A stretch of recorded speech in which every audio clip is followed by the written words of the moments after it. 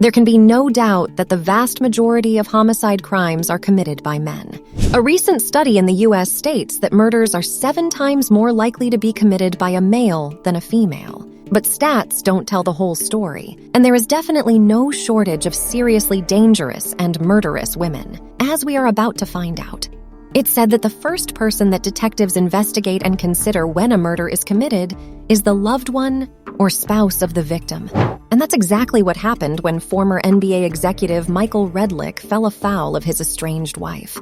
In January of 2019, multiple 911 calls were made from the Florida residence of Michael Redlick. What ultimately transpired was the untimely demise of the 65-year-old Redlick at the hands of his own wife. A number of different calls to the authorities from Redlick himself and his wife, Danielle, required some significant unpicking from the call handlers. But what eventually became clear was that Danielle Redlick had murdered her husband, but not before she attempted to cover up her crime when she called the emergency services. The very first call to 911 was made by Michael Redlick himself, in which he was increasingly concerned that his wife was going to do something serious. His concerns were very much valid. He told call handlers to dispatch a unit to the property as his wife was a danger to herself and to others. 911, do you need police, fire, medical? Yes. We need a car here at 1231 Temple Drive, Winter Park, Florida. There's a woman that's a danger to herself and to others right now. A gentleman that's a danger to Pardon me? Pardon me? The address. 1231 Temple Drive, Winter Park, Florida. No. Okay, stay on the line. I'm going to have to transfer us over to Winter Park. Let me talk first when they answer, okay? You better go in your room.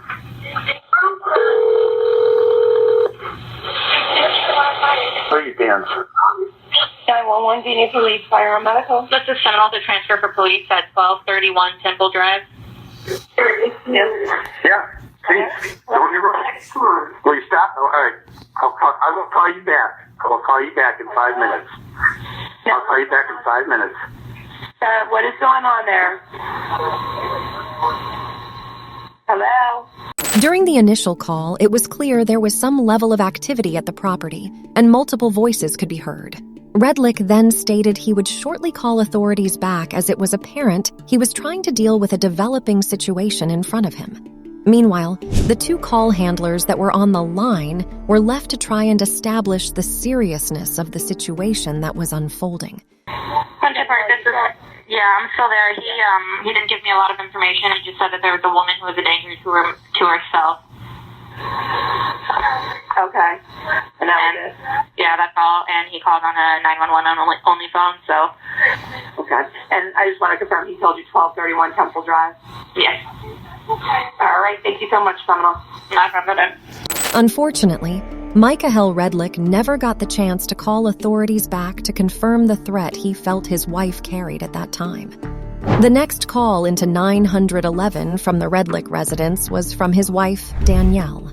It was during this call that the tangled web events that had taken place began to unravel, albeit with a number of inconsistencies and untruths from Danielle. The shaken and emotional Mrs. Redlick immediately and reluctantly declared to the call handler that her husband was deceased, and went on to claim that she believed he'd maybe had a heart attack and had died.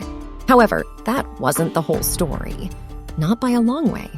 911, you need police, fire, medical? I don't know. I think my husband's deceased. There's been a tragedy at my home. What's the address up there? 1231 Temple Drive, Winter Park. Okay, yeah, Winter Park jurisdiction. Let me get their fire department on the line. Hold on one moment. What's going on at 1231 Temple Drive? I believe my husband is deceased. Okay. And why do you believe he's deceased? Because he's stiff and he's wounded. He might have had a heart attack. I don't know. Okay. Did you just find him? No, actually, it happened last night. It happened last night? Correct. Okay. How old is your husband? He's 65. Second.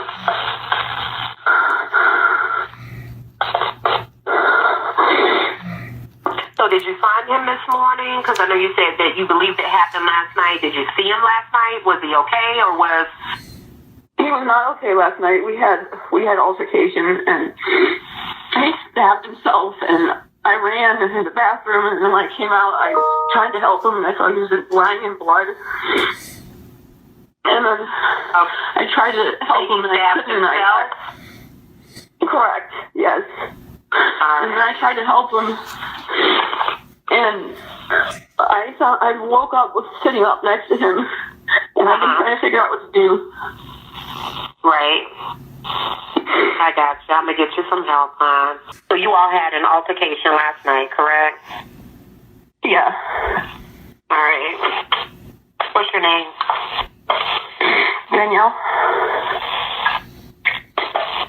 Are there any weapons on scene now? Knife. A knife? Mm-hmm.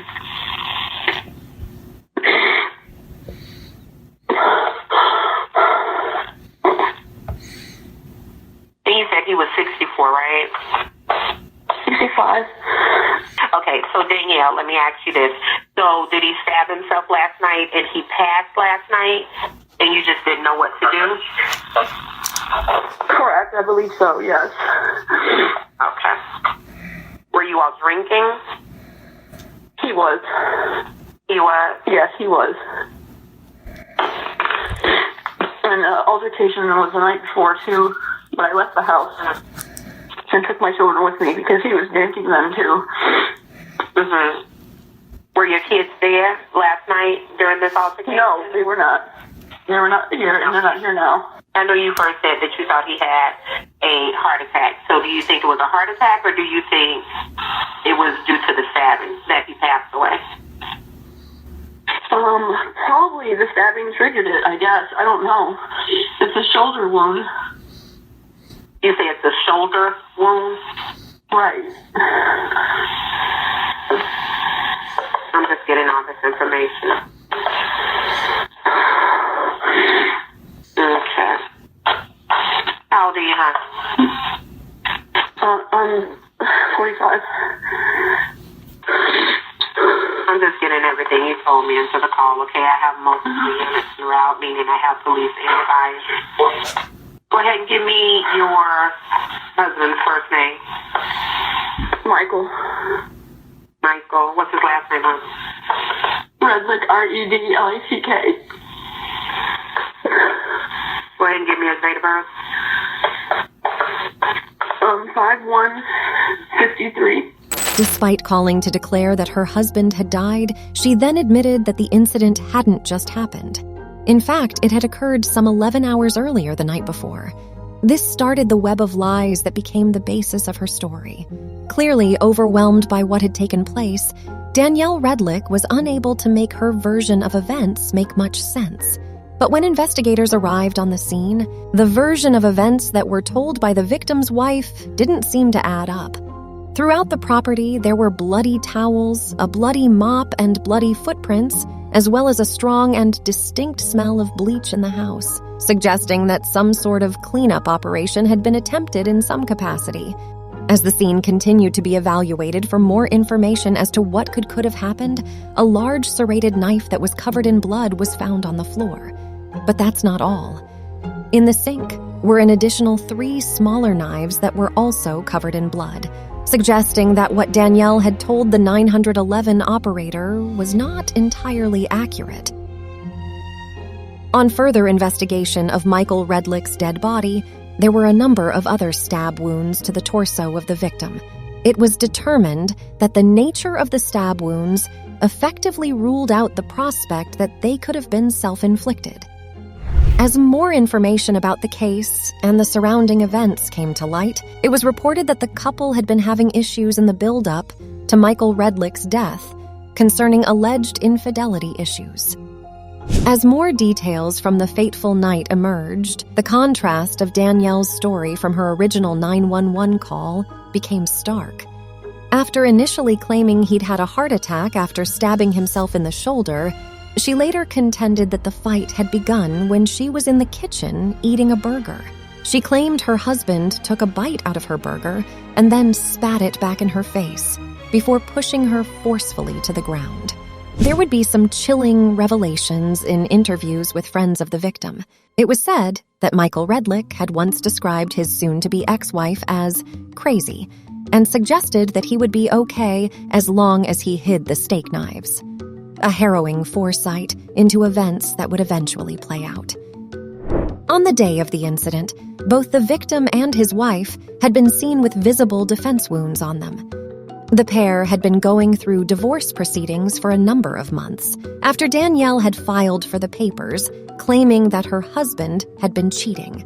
She labeled their 17-year marriage as irretrievably broken and had applied for alimony as she couldn't afford to support herself financially. She had also applied for sole custody of their 2 children together, but the case for divorce was eventually dismissed due to a lack of action from Danielle, who was the one who'd actually initiated the court process in the first place. As investigators continued to delve into the details of the case, they found entries in Danielle's journal that said she believed her husband was seeing another woman.